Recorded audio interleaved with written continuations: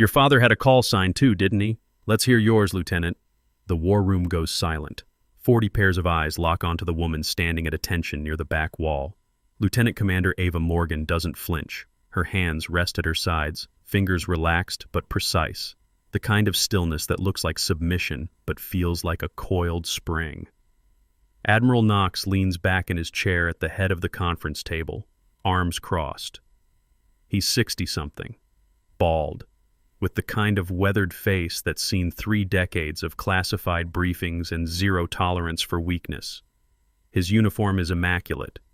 4 rows of ribbons, silver trident gleaming under the fluorescent lights. He smiles, but it doesn't reach his eyes. Well? His voice carries across the room like a challenge. We're waiting. Ava takes a breath. 4 seconds in, 4 seconds hold, 4 seconds out. Her chest rises and falls with mechanical precision. Then she speaks, voice low and steady. Shadow. The word lands like a stone dropped into still water. Ripples spread outward in the form of shifting glances, raised eyebrows, uncomfortable silence. A few of the younger officers exchange confused looks, but the older ones, the SEALs with gray at their temples and scars hidden under starched collars, go very still. One of them, a commander with salt and pepper hair sitting near the corner, straightens in his chair. His eyes widen just a fraction.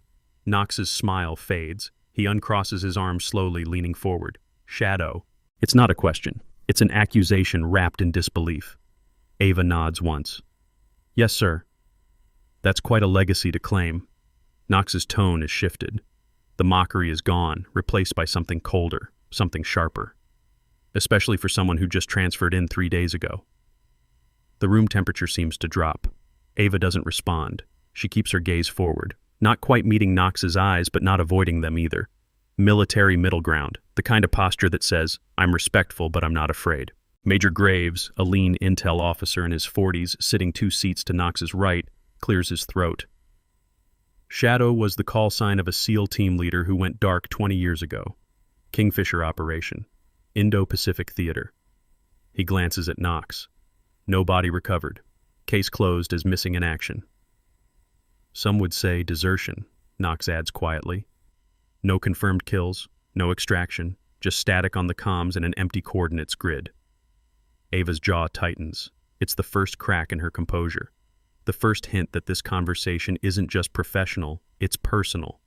But she doesn't take the bait. She simply stands there, breathing in that same controlled rhythm.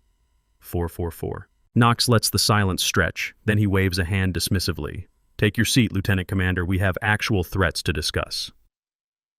Ava moves to the empty chair near the back of the table. As she walks, her right hand brushes against the edge of her laptop bag. The motion is casual, almost absent-minded, but her fingers curl around a pen clipped to the strap with the kind of grip that belongs to someone who's held a weapon under pressure. Index finger extended along the barrel line, thumb applying counterforce, textbook tactical hold. She doesn't seem to notice. Muscle memory doesn't need conscious thought. She sits, opens her laptop. The screen glows to life, casting a faint blue light across her face. In the bottom corner, barely visible, a line of text scrolls past. Kingfisher. Declassified partial. Decryption in progress. 12%.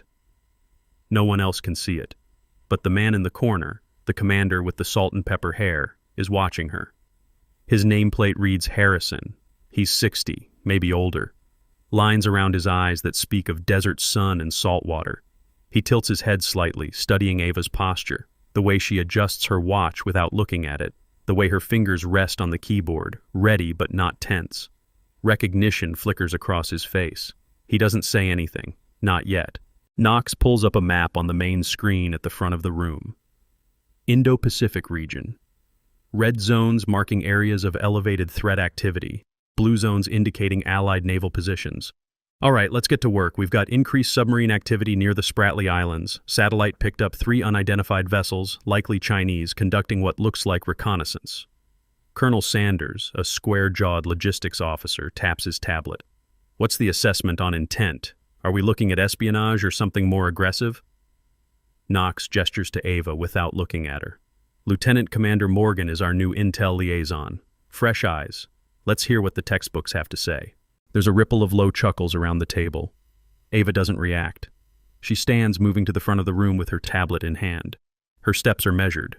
No hurry, but no hesitation either. She taps the screen and a secondary overlay appears on the main display.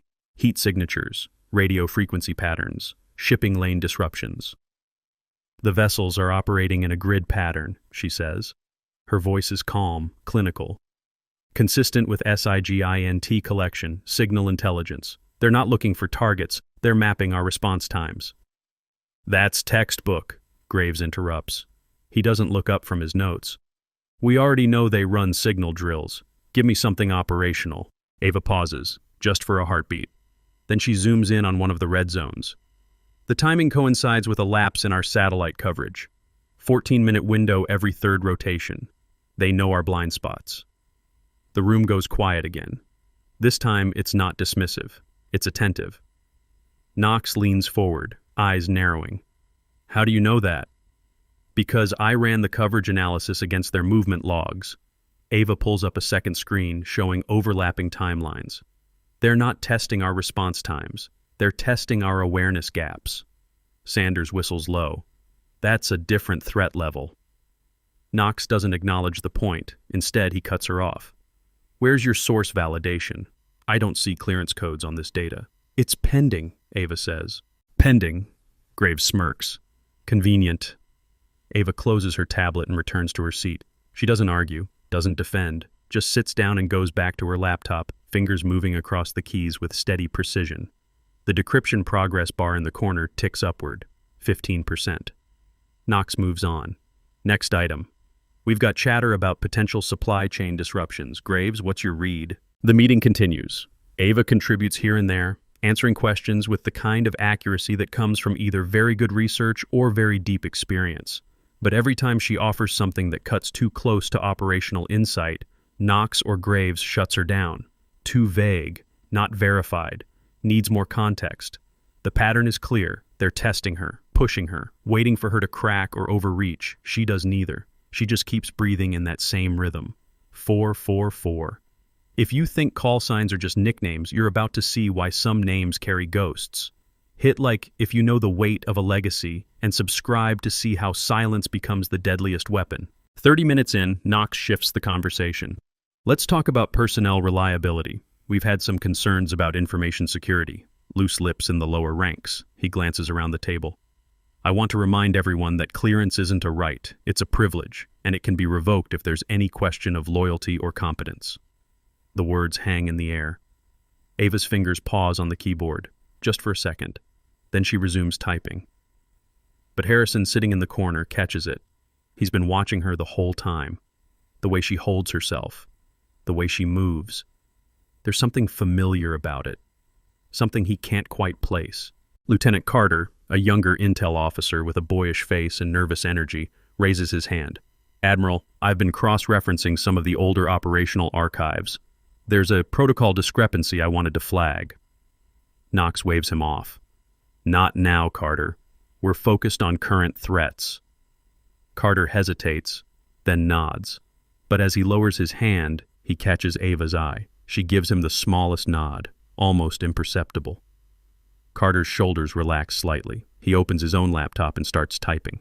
The meeting drags on. Maps, charts, threat assessments, logistics reports. Ava contributes when asked, but she's careful. She never volunteers more than necessary, never pushes back when challenged.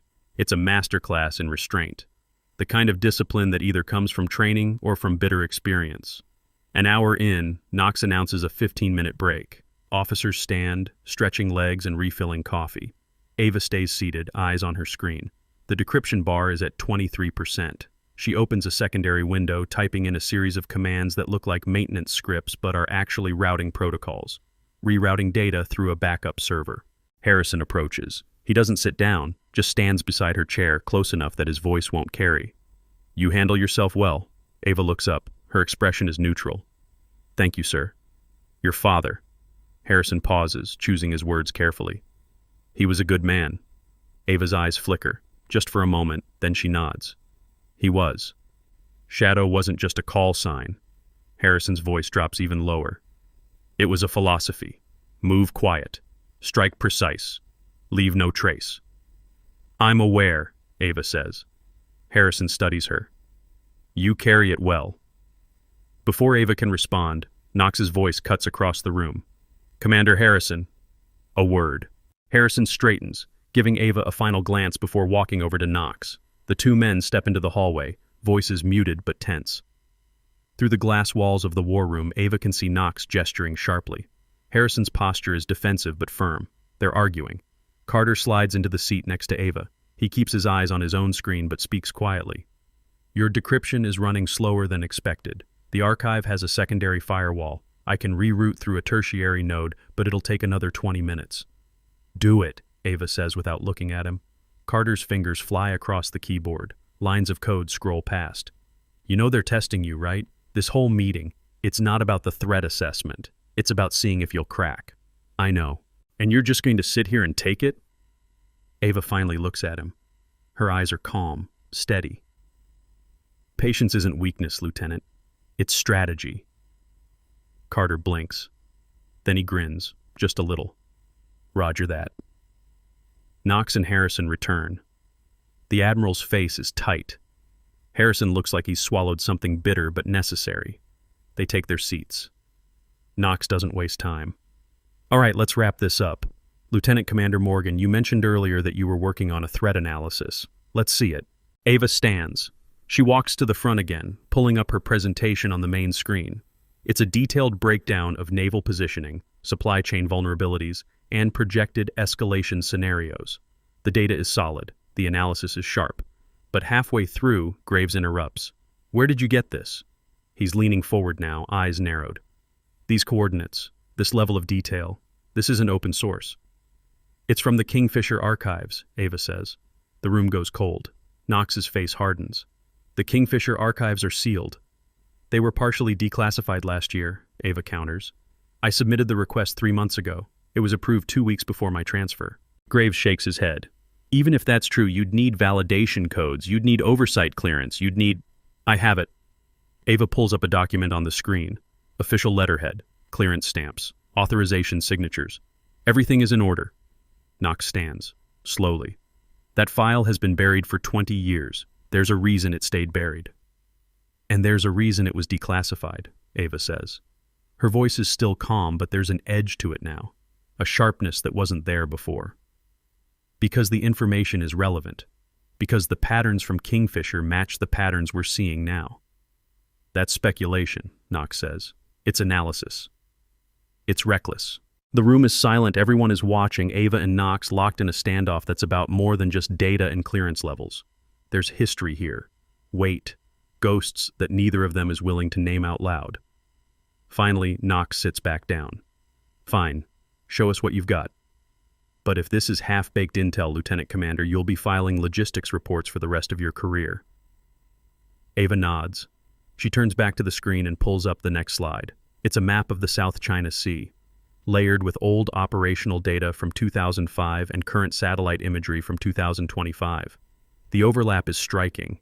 Same shipping lanes, same blind spots, same timing windows. This, Ava says, pointing to a cluster of coordinates, is where the Kingfisher team went dark. Radio silence, no extraction, no body recovery. We know the history, Graves mutters. Ava ignores him. What we didn't know until now is that the signal didn't just disappear, it was redirected. That gets their attention. Sanders leans forward. Redirected how? Through a relay station, military grade, the kind that requires authorization codes to override. Ava pulls up a schematic. Lines of communication. Signal paths, a single node highlighted in red. Someone intercepted the distress call, and someone made the decision not to forward it. Knox's face is unreadable. That's a serious accusation. It's a data point, Ava says, one that's been sitting in the archives for 20 years. Graves stands. This is nonsense. You're trying to build a conspiracy out of incomplete records and outdated tech. Signals fail, equipment malfunctions. That's not a cover-up, that's war.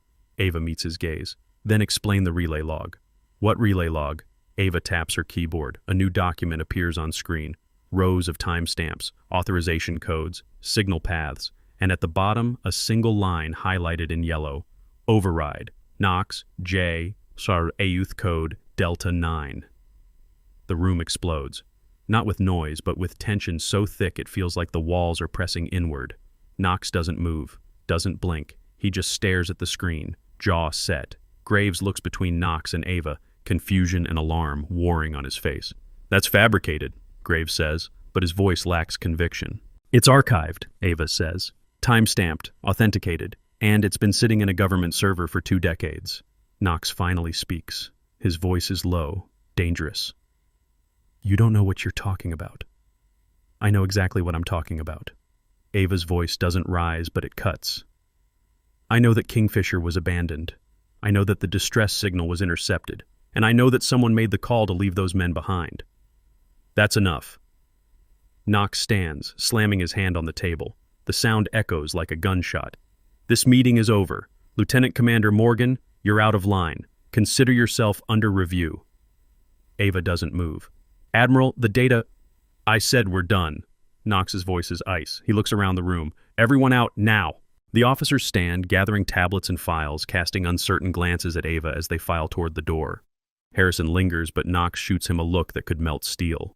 Harrison hesitates, then leaves. Ava is the last one standing. She closes her laptop slowly, methodically. Knox walks over, stopping inches from her.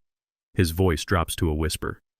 "Your father went dark on Kingfisher. No body, no closure. Some say he deserted. You want to drag his name through the mud over a grudge, that's your choice. But you will not drag this command down with him." Ava looks up. Her eyes are steady, unflinching. "My father didn't desert." "Then where is he?" She doesn't answer, just holds his gaze for a long, silent moment. Then she picks up her laptop and walks out. The hallway outside the war room is buzzing with low conversation. Officers clustered in groups, whispering. Ava walks past them without stopping. Her hands are steady. Her breathing is controlled. 4, 4, 4. But inside her mind is racing. The decryption is at 47%. Not enough. Not yet. Carter catches up to her near the stairwell. "That was intense." "It was necessary," Ava says. "Knox looked like he wanted to throw you in the brig." "He'll try." Carter glances around, making sure they're alone. The decryption is almost there. Another 15 minutes and we'll have full access to the relay logs. If there's more evidence, we'll find it. Ava nods. "Keep it running. I need to make a call." She steps into an empty conference room, closing the door behind her. The room is small, windowless, lit by a single overhead panel. She pulls out her phone, a secure model with encrypted lines, and dials a number from memory. It rings twice before a voice answers. "Veritas." "Shadow Legacy," Ava says quietly. "Requesting status update." There's a pause, the sound of keys clicking. Then the voice returns. "Legacy confirmed. Authorization active. You're clear to proceed." "The decryption is at 47%. I need a buffer." "Understood. We'll route through secondary channels. You'll have 20 minutes before they can trace it." "That's enough." "Ava." The voice softens, just a fraction. "Be careful. Knox isn't just covering his career. He's covering something bigger." "I know." The line goes dead. Ava pockets the phone and returns to the hallway. Carter is waiting, laptop open, fingers flying across the keyboard. "We've got a problem." "What kind?" "The decryption hit a corrupted sector. The archive file is damaged. Partial data loss." Ava's stomach tightens. "How much?" "Hard to say. Could be 10%. Could be 30. Won't know until we finish." "Can you recover it?" Carter hesitates. "Maybe, but it's going to take time. And Knox is already suspicious. If he shuts down your access, we're done." Ava looks at the laptop screen. The progress bar is stuck at 51%. Frozen. The cursor blinks mockingly. She takes a breath. 444. "Run a parallel extraction. Pull what you can from the backup servers. If the main file is corrupted, the backups might have clean copies. That'll take at least 30 minutes, and if they're monitoring the network, they'll see it. Then we make it look like routine maintenance, file integrity checks, standard protocol." Carter grins despite the tension. "You're good at this." "I've had practice." They head back to the war room. Most of the officers have dispersed, but a few remain, huddled around tablets and murmuring in low tones. Knox is gone. Graves is still there, along with Colonel Sanders and a handful of others. Graves looks up as Ava enters. "Thought you were under review," he says. I am, Ava replies, but my clearance is still active until Admiral Knox files the formal report, which means I'm still part of this briefing. Graves narrows his eyes. You've got guts, I'll give you that. I've got a job to do. Sanders clears his throat. For what it's worth, Lieutenant Commander, that data you pulled up was solid. Whether Knox wants to admit it or not, there's a pattern there. We'd be fools to ignore it. Thank you, sir. Ava takes her seat, opens her laptop. The decryption bar is still stuck, but underneath, in a tiny sub-window, Carter's parallel extraction is running. 58%, 63, 69. The door opens. Knox strides back in, face like granite. Behind him, 2 military police officers, both armed, both stone-faced. The room goes silent. Knox stops in front of Ava.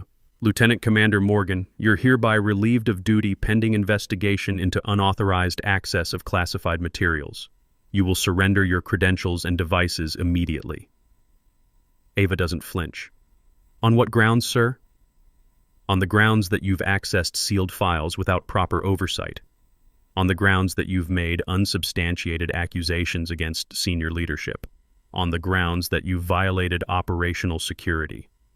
Knox's voice is steady, controlled, but there's fury beneath it. Do you dispute any of that? Ava meets his gaze. I dispute the characterization, sir, but I don't dispute the actions.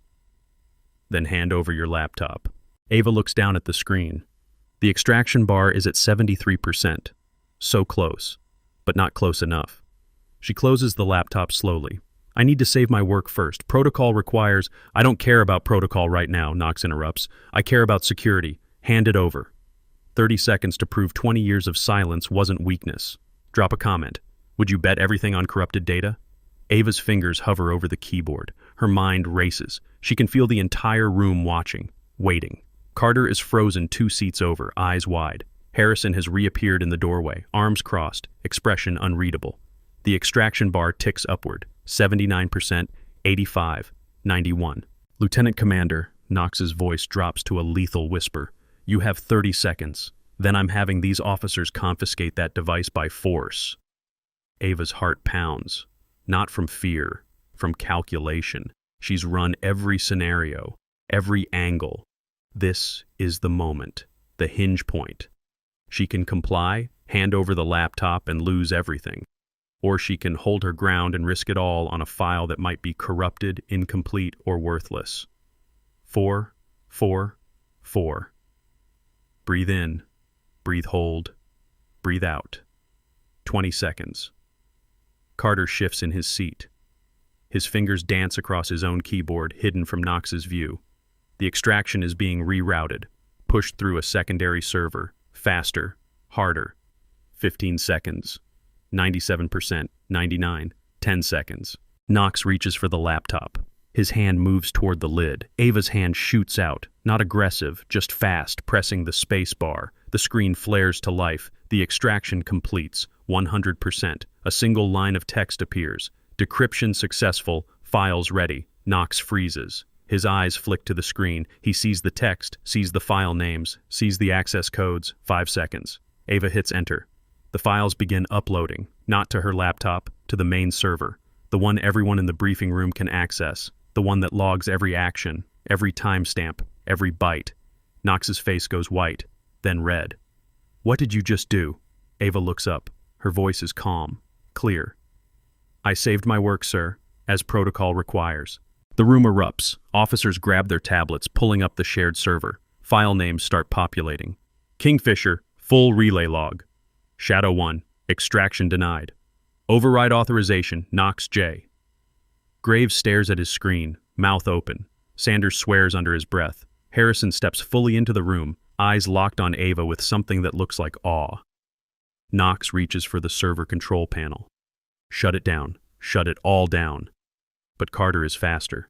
His fingers fly across his keyboard, locking the files, making them read-only. Broadcast status. Too late, Admiral. It's already distributed. Every terminal in this building has access. Knox turns on Carter, fury blazing. You're finished, Lieutenant. Maybe, Carter says. His voice shakes, but he doesn't back down. But the truth is out. Knox's hand hovers over the panic button, the one that would trigger a full network lockdown, but he doesn't press it, because everyone in the room is watching, waiting. And if he shuts it down now, it'll look like a cover-up. It'll confirm everything Ava just implied. He's trapped, and he knows it. Ava closes her laptop, stands. Admiral, I'll surrender my device now, but the data is already on the server, authenticated, time-stamped, available for review. Knox doesn't move. His jaw works, his hands clench into fists. For a moment, it looks like he might explode, might lash out, but then he takes a breath, reins it in. When he speaks, his voice is ice. This isn't over, Lieutenant Commander. No, sir, Ava says quietly. It's just beginning. The military police step forward. One of them reaches for Ava's laptop. She hands it over without resistance. They check her pockets, her bag, her phone. Standard procedure. She cooperates fully. Doesn't argue. Doesn't resist. As they escort her toward the door, Harrison steps into her path. The MPs pause.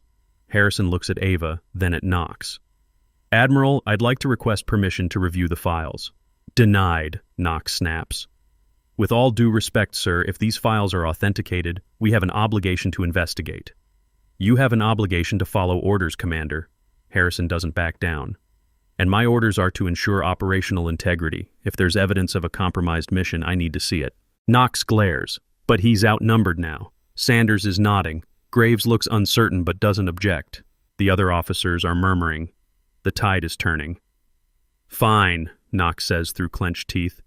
Review the files, but this stays internal. No external reports until I authorize it. Understood, sir. The MPs lead Ava out. As the door closes behind her, she catches one last glimpse of the war room. Harrison is already pulling up the files. Carter is helping him navigate the interface. Knox is standing alone at the head of the table, staring at the screen with an expression that's part fury, part fear. Ava allows herself the smallest smile. Not triumph, not satisfaction, just recognition. The first domino has fallen. The rest will follow. She just has to stay alive long enough to see it. The holding room is small. Concrete walls, steel table, 2 chairs bolted to the floor. Ava sits in one, hands resting flat on the surface. The MPs left her here 40 minutes ago. No phone, no laptop, no communication. Just silence and the hum of fluorescent lights overhead. She doesn't fidget, doesn't pace, just sits, breathing. 444. Her mind runs through contingencies. Carter has the files, Harrison is reviewing them, the data is distributed. Even if Knox tries to bury it now, too many people have seen it. The genie is out of the bottle, but there's a difference between seeing evidence and believing it. Knox has 30 years of credibility. Ava has 3 days and a call sign that half the room thinks she stole from a ghost. The door opens. Harrison steps in, alone. He closes it behind him and stands there for a moment, studying her. Then he pulls out the other chair and sits down. They're going to crucify you, he says quietly. I know. Knox is calling in favors. Graves is drafting a formal complaint. By tomorrow morning, you'll be facing charges for unauthorized access, insubordination, and compromising classified operations. Ava nods. Expected. Harrison leans back. So why'd you do it? Because it's the truth. The truth gets people killed, Lieutenant Commander, especially when it's inconvenient for admirals. Ava meets his eyes. Then I guess I'm inconvenient. Harrison almost smiles. Almost. I reviewed the files, the relay logs, the override codes, the timestamps. He pauses. It's all there. Knox intercepted the distress signal. He had the authority to forward it to extraction teams. He chose not to. And I don't know why. Harrison's voice drops. That's what bothers me. Knox is a lot of things. Arrogant, political. But he's not a coward. He wouldn't abandon men without a reason. Maybe the reason was more important than the men. Harrison's jaw tightens. Your father was one of those men. I'm aware. Shadow 1 was leading a black ops sweep. Kingfisher wasn't just reconnaissance, it was an extraction, high-value target. Someone Knox's superiors wanted very badly. Harrison leans forward. If Knox pulled the plug, it's because someone higher up told him to, or because the mission went sideways in a way that couldn't go public. Ava's expression doesn't change, but her fingers curl slightly against the table. You think my father compromised the mission. I think your father did his job. But I also think something happened out there that Knox has been covering up for 20 years. And I think you just forced his hand. Before Ava can respond, the door opens again.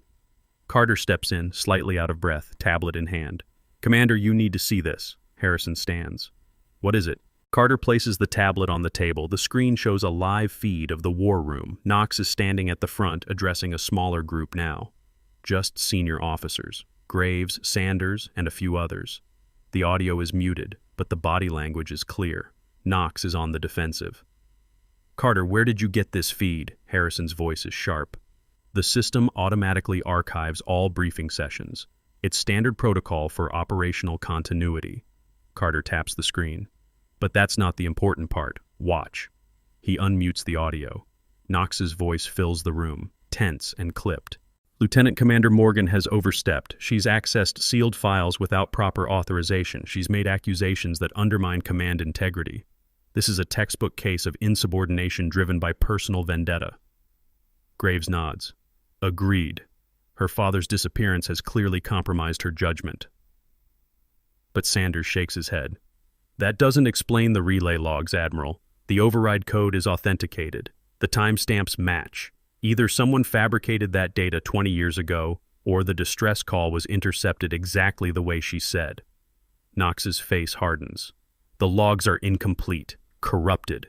They don't show the full operational context. Then show us the full context. Harrison's voice comes through the speakers. He must have rejoined the meeting. If there's more to the story, Admiral, now's the time. Knox turns, and even through the screen, the tension is palpable.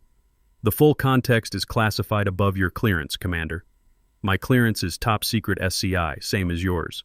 Not for this. The room on the screen goes silent. Sanders exchanges a glance with Graves. Harrison stands very still. Then he speaks, voice low but carrying. Admiral, if you're claiming special access protocols, you need to provide justification. Otherwise, it looks like you're hiding something. Knox's jaw works. He's trapped again. If he provides the justification, he reveals whatever he's been covering. If he doesn't, he looks guilty. The silence stretches. 10 seconds. 15. Finally, Knox speaks. This meeting is over. Commander Harrison, Lieutenant Carter, you're both dismissed. Sir, that's an order. The feed cuts to black. Carter looks at Ava. He's going to bury this. He'll classify everything under national security and lock it down so tight nobody can touch it. Harrison crosses his arms. Not if the data is already distributed. He can still pull rank, seize the servers, claim operational security. Then we need to move faster than he does.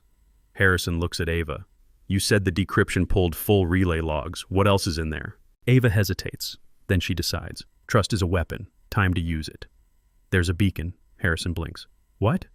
The Kingfisher files don't just have the relay logs. They have the original distress signal. And embedded in that signal is a locator beacon, military grade, the kind that stays active for decades if it has a power source. Carter's eyes widen. You're saying Shadow 1 is still transmitting?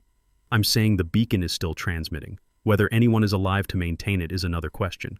Harrison leans against the wall, processing. If there's an active beacon, we can triangulate coordinates, run a satellite sweep, confirm whether it's a false signal or something real. It's real. Ava's voice is quiet, but certain. I've been tracking it for 3 months. Weak signal, intermittent, but consistent. Someone is keeping it alive. Your father. Maybe. Or someone who knows what happened to him. Harrison pulls out his phone. Encrypted model. He dials a number, waits. This is Commander Harrison. Authorization code Tango 79er. I need immediate access to satellite imaging for the following coordinates. He pauses, listening. Then he rattles off a string of numbers. Latitude, longitude, elevation, Ava's coordinates, the ones she's been watching for months. Harrison ends the call. We'll have imaging in 20 minutes. If there's something out there, we'll see it. Knox will shut it down the moment he hears about it, Carter says. Then we make sure he doesn't hear about it until it's too late. Harrison looks at Ava. You've got one shot at this, Lieutenant Commander. If that beacon is real, if there's evidence that Shadow 1 survived, it changes everything. But if it's a dead end, Knox will use it to prove you're chasing ghosts. Ava stands. It's not a dead end. You sure? I've spent 20 years preparing for this moment, Commander, I'm sure. Harrison nods slowly, then he turns to Carter. Get me that satellite data the second it comes in, and lock down the files. I don't want anyone accessing them until I say so. Roger that. The door opens. One of the MPs steps in. Commander, Admiral Knox is asking for Lieutenant Commander Morgan. Tell him she's being debriefed. He said immediately, sir. Harrison's expression doesn't change. And I said she's being debriefed. He can file a complaint if he has an issue. The MP hesitates, then nods and steps back out. Harrison looks at Ava. You've got 20 minutes before Knox escalates this. Use them wisely. Ava doesn't waste time. She pulls Carter aside. The decryption pulled more than just the relay logs. There's a secondary file, mission parameters, target profiles, rules of engagement. It's all there. Carter pulls up his tablet, fingers flying. I see it. Encrypted tertiary layer. I can crack it, but it'll take time. You've got 15 minutes. That's not enough. Make it enough. Carter swears under his breath, then gets to work. Harrison watches, arms crossed. You're playing a dangerous game, Lieutenant Commander. If this goes sideways, you're not just losing your career, you're losing your freedom. I lost my father 20 years ago, Commander. Everything since then has been borrowed time. Harrison's expression softens. Just a fraction. He'd be proud of you. Shadow, the real one. He'd be proud. Ava's throat tightens. She doesn't trust herself to speak, so she just nods. 10 minutes later, Carter looks up. I've got it. Partial decryption. Enough to see the mission brief. He turns the tablet so they can all see. The screen shows a document header. Operation Kingfisher. Classified. Eyes only. Harrison reads aloud. Primary objective. Extract asset codenamed Nightingale. Secondary objective. Secure intelligence package related to regional supply chain disruptions. Tertiary objective. Eliminate hostile presence without detection. Standard Black Ops, Carter mutters. Not standard, Ava says, pointing to a line near the bottom. Look at the authorization chain. Harrison squints. Then his face goes pale. That's not SEAL Command. That's not even Navy. That's agency, Ava finishes. Kingfisher was a joint op, CIA and SEAL team, which means Knox wasn't just following orders. He was caught between two chains of command, and when the mission went sideways, someone had to take the fall. Shadow 1, Harrison says quietly. Shadow 1, Ava confirms. Knox pulled the extraction because the agency told him to, because whatever happened out there was more important than 6 men. Carter scrolls down. There's more. Post-mission analysis, filed 6 months after Kingfisher went dark. He reads silently for a moment, then looks up. It says the intelligence package was compromised. Hostile forces intercepted the team before extraction. Shadow 1 made the call to scatter. Last confirmed transmission was a distress signal requesting immediate evac. Signal was acknowledged but not acted upon. By Knox, Harrison says. By Knox, Carter confirms. The door slams open. Knox strides in, flanked by 2 more MPs. His face is thunderous. Commander Harrison, you're out of line. Lieutenant Commander Morgan is under arrest. She's to be confined to quarters pending formal charges. Harrison doesn't move. On what authority, Admiral? On my authority. Your authority is compromised, sir. The evidence suggests you were directly involved in the events surrounding Operation Kingfisher. Until an independent review is conducted, you have a conflict of interest. Knox takes a step forward. Are you questioning my command, Commander? I'm questioning your judgment, sir. There's a difference. For a moment, it looks like Knox might lose control. His hands clench, his jaw tightens. But then he takes a breath, reins it in. When he speaks, his voice is ice. You're relieved, Commander. Effective immediately. Report to the adjutant for reassignment. You can't do that. I just did. Before Harrison can respond, Carter's tablet chimes. He glances down, then his eyes widen. Satellite imagery is in? Everyone freezes. Knox turns slowly. What satellite imagery? Carter doesn't answer. He just taps the screen, pulling up the feed. The main display in the holding room flickers to life, showing a high-resolution image of dense jungle terrain. Mountains, rivers, and in the center, barely visible through the canopy, a small clearing. In the clearing, a structure, makeshift, camouflaged, but unmistakably man-made. And next to the structure, blinking faintly on the infrared overlay, a heat signature. Small, steady, active. Harrison steps closer to the screen. What is that? Carter zooms in. The heat signature resolves into a pattern, not random, not natural. It's a beacon, transmitting in pulses, 4 seconds on, 4 seconds off, 4 seconds on. Ava's breath catches. 444. The same rhythm she's been breathing for 20 years. The rhythm her father taught her when she was 6 years old. The rhythm that saved her life a dozen times in training. The rhythm that's kept her sane through 2 decades of not knowing. "That's Shadow 1, she whispers. Knox's face drains of color. He stares at the screen, then at Ava, then back at the screen. "That's impossible. The mission was 20 years ago. No one survives that long in hostile territory." "Someone did," Harrison says. His voice is hard now, unyielding. "And you left him there." Knox doesn't respond. Can't respond. Because the evidence is right there. Undeniable. Broadcast on a screen for everyone to see. The beacon. The heat signature. The proof that Shadow 1 didn't die. Didn't desert. Didn't disappear. He was left behind. Abandoned. And he's been waiting. For 20 years. Ava steps forward. Her voice is steady, but there's an edge to it now. An edge that's been building for 2 decades. "Admiral Knox, I'm formally requesting permission to lead an extraction team. The beacon is active. The coordinates are confirmed. We have a window of opportunity." Knox shakes his head. "Denied." "Sir." "I said denied." Knox's voice cracks. Just a little. Just enough to show the fear underneath. "That area is hostile. We don't have assets in position. We don't have clearance from local authorities. It's a suicide mission." "It's a rescue mission," Ava counters. "It's a fantasy." Knox points at the screen. "That beacon could be automated. It could be a trap. It could be anything except what you want it to be. I'm not sending men into an operational black hole based on wishful thinking." Harrison steps between them. "Admiral, with all due respect, this isn't your call anymore. The evidence suggests you have a personal stake in keeping this buried, which means you're compromised. Standard protocol requires an independent review board." Knox's eyes flash. "You're out of line, Commander." "No, sir. I'm doing my job, which is protecting the integrity of this command. And right now, that means removing you from the decision-making process." The room goes silent.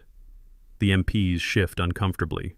Carter is frozen, tablet in hand, watching the confrontation like it's a live grenade. Ava stands perfectly still, every muscle coiled, waiting. Knox's hand moves toward his phone. Harrison's hand moves toward his sidearm. Not drawing, just resting. A message. A line. "Don't," Harrison says quietly. "Don't make this worse than it already is." Knox hesitates. Then his hand drops. His shoulders sag. For the first time, he looks old, tired, defeated. "You don't understand what you're doing. The agency will bury all of you. They'll classify this so deep you'll never see daylight again." "Then we'll deal with the agency," Harrison says. "But first we're dealing with this." He turns to one of the MPs. "Contact Captain Rodriguez. Tell her I need an extraction team prepped and ready to deploy within 6 hours. Full combat load, jungle environment, hostile territory." The MP blinks. "Sir, Admiral Knox is relieved of command pending review," Harrison finishes. "I'm taking operational authority under emergency protocols. Anyone who has a problem with that can file a complaint after we bring Shadow 1 home." The MP hesitates, then nods and steps out. The other MP stays, hand on his sidearm, watching Knox, making sure he doesn't do anything stupid. Knox looks at Ava, really looks at her, and for a moment, the mask slips. She sees guilt, regret, fear. "He was my friend," Knox says quietly. "Shadow. We served together, trained together. I didn't want to leave him." "But you did," Ava says. "I had orders." "You had a choice." Knox shakes his head. "No, I didn't. And neither will you when the agency comes calling. They'll give you the same choice I had. Sacrifice one to save many. And you'll make the same decision." "I'm not you," Ava says. Knox almost smiles. "Not yet." He turns and walks out, shoulders bent, flanked by the remaining MP. The door closes behind him with a soft click. The room exhales. Carter slumps into a chair. Harrison runs a hand over his face. Ava stands at the screen, staring at the beacon. The blinking heat signature. The proof that her father is out there, alive, Waiting. 20 years of waiting. One beacon. One truth. Share this if you believe some missions never end, and hit subscribe for the extraction you won't see coming. Harrison moves beside her. You understand what this means, right? If we go in, the agency will push back, hard. They'll classify everything. They'll disavow the mission. If something goes wrong, we're on our own. I know. And you still want to do this? Ava turns to him. Her eyes are clear, determined. Commander, I've been preparing for this my entire life. I didn't join the Navy to file reports. I didn't train with the agency to sit in briefing rooms. I did it for this. For him. Harrison studies her. Then he nods. All right. But we do this smart. We don't go in blind. We get intel. We plan the route. We prep for every contingency. And we bring enough firepower to level a small country if we have to. Agreed. Carter stands. I'll start pulling satellite images. Map the terrain. Identify entry and exit points. We'll need transport. Probably a helo insertion. Low altitude. Fast approach. And we'll need authorization, Harrison adds. Even with Knox out of the picture, someone higher up the chain needs to sign off. Otherwise, we're running an unauthorized op on foreign soil. Ava pulls out a business card from her pocket. It's plain, white, no name, just a phone number and a single word, Veritas. I've got authorization, she says. Harrison takes the card. What is this? Legacy Operator Program. CIA runs it. Kids of agents or operators who went dark. We're trained from a young age, given access, given resources, and given one mission, finish what our parents started. Your agency? Carter sounds shocked. I'm Navy, Ava corrects, but I'm also Legacy, which means I have clearance, I have support, and I have authorization to pursue this. Harrison hands the card back. Then let's make the call. Ava dials the number. It rings once, twice, then a voice answers. Veritas. Shadow Legacy, Ava says.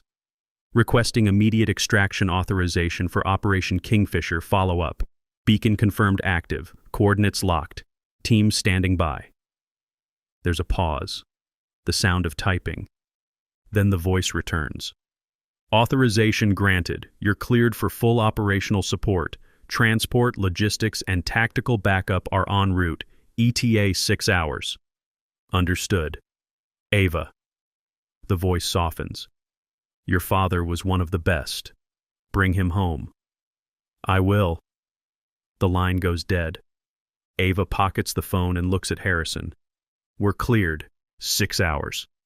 Harrison nods. Then we've got work to do. The next 5 hours are a blur. Briefings, gear checks, route planning, satellite sweeps. Harrison pulls together a team. 8 operators. All volunteers. All with combat experience in jungle environments. Carter handles the tech side. Drones, comms, backup servers. Everything they'll need to stay connected and covered. Ava spends the time in the armory, going through her gear with meticulous precision. Plate carrier, magazines, medical kit, knife, sidearm, rifle, every piece checked and rechecked. She's done this 1,000 times in training, but this time, it's real. Harrison appears in the doorway. You ready? Ava looks up. As I'll ever be. Good, because we've got a problem. What kind? The kind where Admiral Knox made a phone call before we locked him down. And now we've got agency oversight breathing down our necks. They're sending a liaison to, quote, supervise, unquote, the operation. Ava's jaw tightens. Who? Someone named Callahan. He'll be on the transport. We don't get a say. Callahan? Ava knows the name, knows the reputation. CIA field officer, 20 years of black ops, ruthless, efficient, and loyal to the agency above all else. He's going to try to shut this down. Probably. But he can't stop us once we're in the air. And by the time we land, we'll have eyes on the target. He can complain all he wants. We're not leaving without Shadow 1. Ava nods. Then let's move. The transport is a Black Hawk, unmarked, civilian registration, but the crew is military through and through. They lift off at 0300 hours, blades cutting through the pre-dawn darkness. Ava sits near the door, rifle across her lap, watching the city lights fade into blackness below. Callahan sits across from her. Mid-50s, gray at the temples, dressed in contractor casual, jeans, tactical shirt, no insignia. He's been silent for the first 20 minutes of the flight.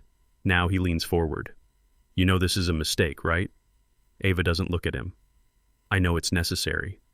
Necessary for who? For you? For your closure? Or for the 6 men who might die trying to rescue a ghost? He's not a ghost. You don't know that. I know the beacon is active. I know the heat signature is consistent with human presence. I know my father didn't desert. Callahan sits back. Your father was a good operator, one of the best, but good operators die in the field all the time. That's the job.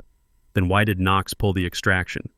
Because the mission parameters changed. Because the intelligence package was compromised. Because 6 men weren't worth starting an international incident. 6 men, Ava repeats. Her voice is cold. That's what they were to you. Numbers, assets, expendable. That's what they were to the mission, to the larger objective. Yes. Callahan's eyes are hard. You want to hate me for that? Go ahead. But don't pretend you're any different. Your legacy, you've been trained the same way, to prioritize the mission over the individual, to make the hard calls. Ava finally looks at him. The difference is, I'm making the call to bring him home. Even if it means putting 8 more lives at risk, they volunteered. Because you inspired them, because you made them believe this is about honor and loyalty. But it's not. It's about you needing to know, needing to close a wound that's been open for 20 years, and that's a selfish reason to risk lives. Harrison, sitting 2 seats over, speaks up. With all due respect, Callahan, you can save the moral lecture. We're doing this. You can help or you can stay on the bird. Your call. Callahan smiles. It's not a friendly smile. I'll stay. Someone needs to document this disaster when it all goes sideways.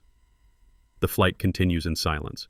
2 hours later, they cross into international airspace. The jungle below is a dark, endless sea of green. No lights, no roads, just wilderness. The pilot's voice crackles over the comms. 5 minutes to drop zone. Conditions are clear, no hostile radar, but once we're on the ground, we're ghosts. No backup, no support. You call for extract, we'll come, but don't expect cavalry. Understood, Harrison says. The Black Hawk descends. Fast, low, skimming the treetops. Ava checks her rifle one last time. Chamber clear, safety on, magazine seated. She glances at the team. They're ready, focused, professional. The helo touches down in a clearing. Barely. The skids sink into soft earth. Rotors still spinning. Go, go, go, the crew chief yells. They're out in seconds. Boots on ground. Rifles up. Perimeter established. The Black Hawk lifts off, disappearing into the night. And then it's just them. 8 operators, 1 agency liaison, and a jungle that hasn't seen friendly forces in 20 years. Harrison takes point. Ava moves up beside him. Carter is on comms. Tablet strapped to his chest, tracking the beacon signal. Signal is strong, 2 clicks northeast. Terrain is rough. Expect slow movement. They move. Silent, efficient, every step calculated. The jungle is alive with sound. Insects, birds, distant howls, but no human noise, no engines, no voices, just nature. And somewhere in that nature, a beacon. And maybe, just maybe, a man who's been waiting 2 decades for someone to come. They reach the coordinates 90 minutes later. The structure is exactly where the satellite showed it. Camouflaged, hidden, but unmistakably deliberate. Walls made of woven branches and mud. Roof of layered leaves. A door, crude but functional. And outside the door, sitting on a fallen log, a man. He's thin, weathered, beard gone gray, clothes patched and repatched 100 times. But his posture is straight, alert. He's holding something. A small device. The beacon. He looks up as they approach. His eyes are sharp, clear, alive. Harrison raises a hand. Shadow 1? The man stands slowly. He looks at Harrison, at the team, at Ava. His gaze lingers on her. And then, very quietly, he speaks. Took you long enough. Ava's knees nearly buckle. That voice, older, rougher, but unmistakable. She takes a step forward, then another. Dad? The man's face cracks, not quite a smile, more like disbelief mixed with relief. Ava? She closes the distance, stops 3 feet away, doesn't touch him, not yet, because she needs to be sure, needs to know this is real. It's me. Her father, Shadow 1, looks at her for a long moment. Then he lifts his left sleeve, reveals a tattoo, faded but clear, a trident, the word shadow, and coordinates. the same coordinates tattooed on Ava's arm. "You got the ink," he says. "I got the ink." And then he pulls her into a hug. Not gentle, not soft. A grip that says, "I'm real, I'm here, I'm alive." Ava hugs back hard, feeling 20 years of grief and rage and hope crash over her like a wave. Harrison steps forward. "Sir, we need to move. Hostile forces could be in the area. We have a limited window." Shadow One releases Ava, nodding. "Understood, but there's something you need to know. I'm not alone." "What?" Shadow One gestures toward the structure. "Tower 4. There are 3 others, Chinese defectors, high-value assets. They've been here as long as I have. Knox didn't pull the extraction because of me. He pulled it because of them, because bringing them out meant exposing agency operations in this region, so they left us all." Harrison swears under his breath. "How many?" 3. They're inside, weak, but alive." "Can they move?" "They'll have to." Callahan steps forward. "This changes everything. If we extract Chinese nationals, it's an international incident. The agency will disavow. We'll be hung out to dry." Shadow One looks at him. "Then I guess you've got a choice to make. Same one Knox had 20 years ago, sacrifice the few to protect the many, or do the right thing." Callahan's face hardens, but he doesn't argue, because he knows Shadow One is right, and he knows they're not leaving without all 4. They extract the defectors, 3 men, all in their 50s, weak from malnutrition but alert. The team distributes water, rations, medical supplies. Then they move, fast, covering ground toward the extraction point. The jungle is unforgiving, roots, vines, mud, but they push through. Shadow One keeps pace, moving with the kind of efficiency that comes from muscle memory. Even after 20 years, he's still a SEAL. They reach the extraction point 40 minutes later. The Black Hawk is already inbound, ETA 3 minutes.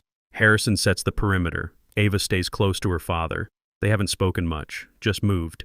But now, in the brief lull, he looks at her. "You did good, kid. Real good. I just followed the breadcrumbs you left. The beacon, the breathing, the grip. I knew you'd figure it out. Knew you'd come. Why didn't you make contact sooner? Why wait 20 years? Shadow One's face darkens. Because Tower 4 is bigger than one extraction. It's an entire network. Defectors, assets, intelligence. Knox knew about it. The agency knew about it. And they buried it because exposing it would compromise operations across 3 countries. I stayed here to protect them, to keep the network alive. If I'd surfaced, the agency would have shut it down, disappeared everyone involved. So you sacrificed yourself. I sacrificed my freedom, not my life. There's a difference." He looks at the defectors, huddled near the tree line. They deserve better than being pawns in someone else's game. Now maybe they'll get it. The Black Hawk descends, rotors thrumming.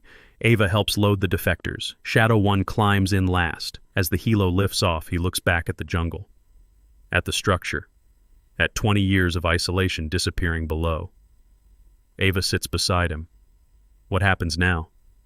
Now we face the fallout. Knox, the agency, the Joint Chiefs. They'll all want their pound of flesh. But we've got the proof, the beacon, the defectors, the truth. And truth is a hell of a weapon when you know how to wield it. The flight back is quiet, but it's not the silence of defeat. It's the silence of resolution, of a mission completed, of a promise kept.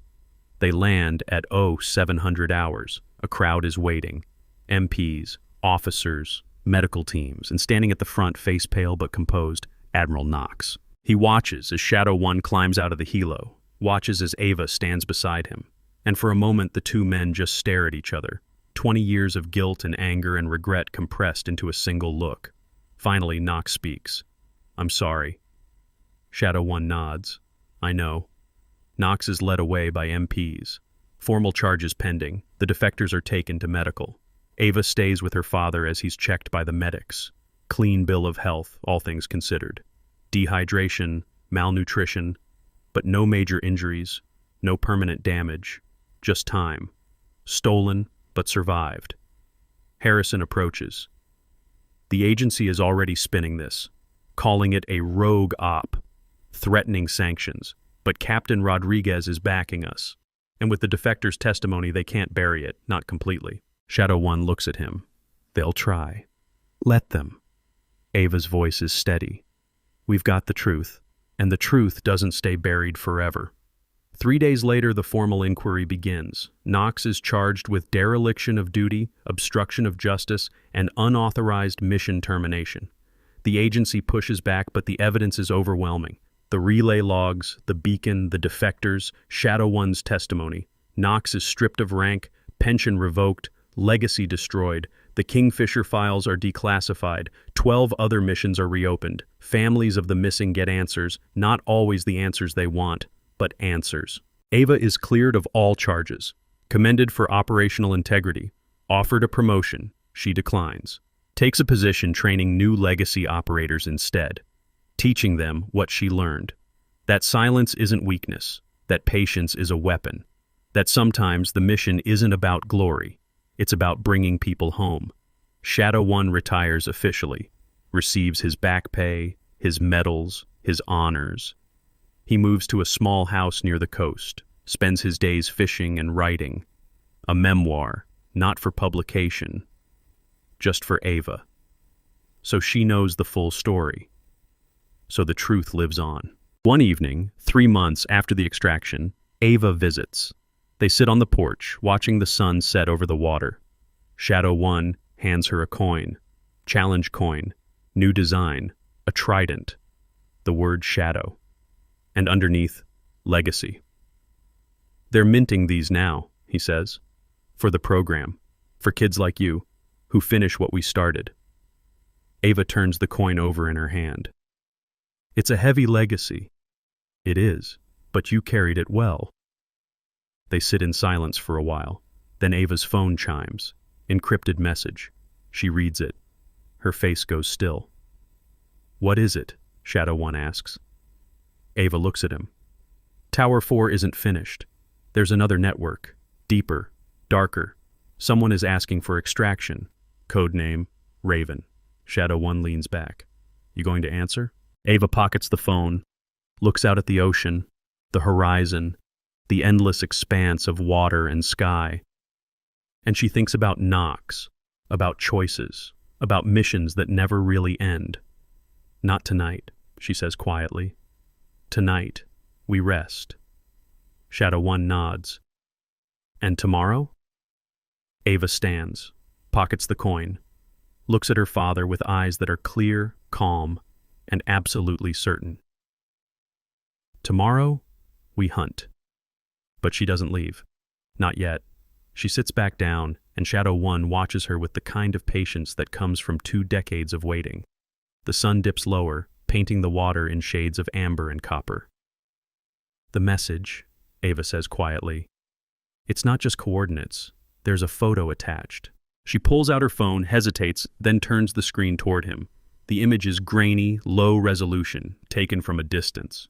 It shows a compound, high walls, guard towers, and in the foreground, barely visible, a figure, young, maybe mid-20s, standing at a window. Raven, Shadow One says. It's not a question. The metadata says the photo was taken 3 days ago, Eastern Europe, former Soviet territory. The compound is off-grid, no official records, no satellite coverage until now. Shadow One zooms in on the figure. CIA asset? Legacy, Ava corrects. 2nd generation. Parents went dark in 2010. Same pattern as Kingfisher. Mission compromised. Extraction denied. Asset left behind. And now someone is asking you to finish it. Not asking. Ordering. Ava's jaw tightens. The agency wants this kept quiet. They're calling it a recovery operation. But if Raven has been compromised for 15 years, this isn't recovery, it's cleanup. Shadow One hands the phone back. You think they want you to silence Raven, not save them. I think they want the problem to disappear, one way or another. The silence stretches. A gull cries overhead, waves lap against the shore. Shadow One leans forward, elbows on his knees, hands clasped. When I was out there alone, I had a lot of time to think about the missions, about the choices, about what we tell ourselves to justify leaving people behind. He looks at her. Knox wasn't evil. He was scared. Scared of the consequences, scared of the fallout. So he made the safe choice, the political choice. and 6 men paid the price. You're saying I should go. I'm saying you should decide what kind of operator you want to be, the kind who follows orders, or the kind who does what's right even when it's hard. Ava looks down at the coin in her hand. The trident catches the dying light. What if I can't save them? What if I get there and it's already too late? Then you tried. That's more than most people get. She closes her fist around the coin. And if the agency pushes back? If they classify it? If they bury me the way they buried you? Shadow 1 smiles. It's a tired smile, but there's pride in it. Then you've got 20 years of practice being patient, and when the time is right, you'll surface, just like I did. Ava stands again, this time for real. She slips the coin into her pocket, feeling its weight settle next to her phone. 2 legacies, 2 choices, past and future, pressed together. I'll need a team, she says. Harrison will go, Carter too. They prove themselves. And you? Shadow 1 shakes his head. My hunting days are over, kid. This one's yours. But I'll be here, watching the beacon, keeping the light on. He taps his chest over his heart. 444. Remember that. When things get dark, breathe. When you're scared, breathe. When you think you can't go on, breathe. Ava nods. She moves toward the steps, then pauses. Looks back. Dad, thank you.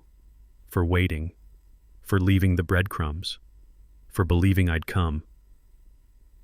Always knew you would. His voice cracks, just slightly. Your shadow legacy. And that means something. She descends the steps, boots crunching on gravel. Behind her, Shadow 1 watches until her truck disappears down the coast road. Then he looks back at the ocean, at the horizon, at the place where water meets sky. Somewhere out there, another beacon is waiting. Another shadow is counting the days. And tomorrow, his daughter will start hunting again. But tonight, for the first time in 20 years, both of them can rest. Justice isn't loud. It's patient. And it's coming.